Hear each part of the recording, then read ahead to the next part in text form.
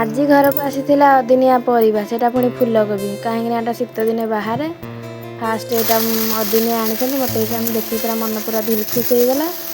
ଦିଲ୍ ଖୁସି ହେଇକି ତାକୁ କାଟି କୁଟିକି ଭଲରେ ତାକୁ ଭାଜିବାକୁ ଲାଗି ପଡ଼ିଲି, କାରଣ ଆଳୁ ସିଝେଇଥିଲି, ଆଳୁ ମୁଁ ଏଠି ଭାଜିନି।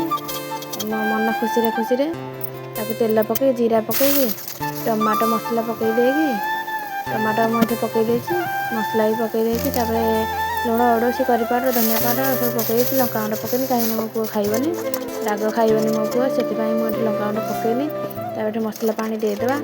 ଯେଉଁମାନେ ମୋ ଭିଡ଼ିଓଟିକି ମୋ ଚ୍ୟାନେଲକୁ ଯାଇକି ସବସ୍କ୍ରାଇବ୍ କରିଦେବେ, ଯେଉଁମାନେ ସବସ୍କ୍ରାଇବ୍ କରିନାହାନ୍ତି। ଆଉ ଆପଣମାନଙ୍କୁ କେମିତି ଲାଗେ ଫୁଲକୋବିଟା ମୋତେ କମେଣ୍ଟରେ କହିବେ। ଆପଣମାନଙ୍କୁ ସବୁବେଳେ ଭଲ ଲାଗେ ନା ଅଦିନିଆ ଭଲ ଲାଗେ, ମୋତେ ଟିକେ କମେଣ୍ଟରେ କହିବେ। ମୋତେ ତ ଏଇଟା ଅଦିନିଆ ଭଲ ଲାଗେ, ତାପରେ ଏଇଟା 3-4 ଥର ରାନ୍ଧିଦେଲା ପରେ ଜମାରୁ ଭଲ ଲାଗେନି। ସେଇଥିପାଇଁ ମୁଁ ଏଇଟା ଅଦିନିଆ ଦେଖିକି ମୋ ମନ ପୁରା ଖୁସି ହେଇଗଲା।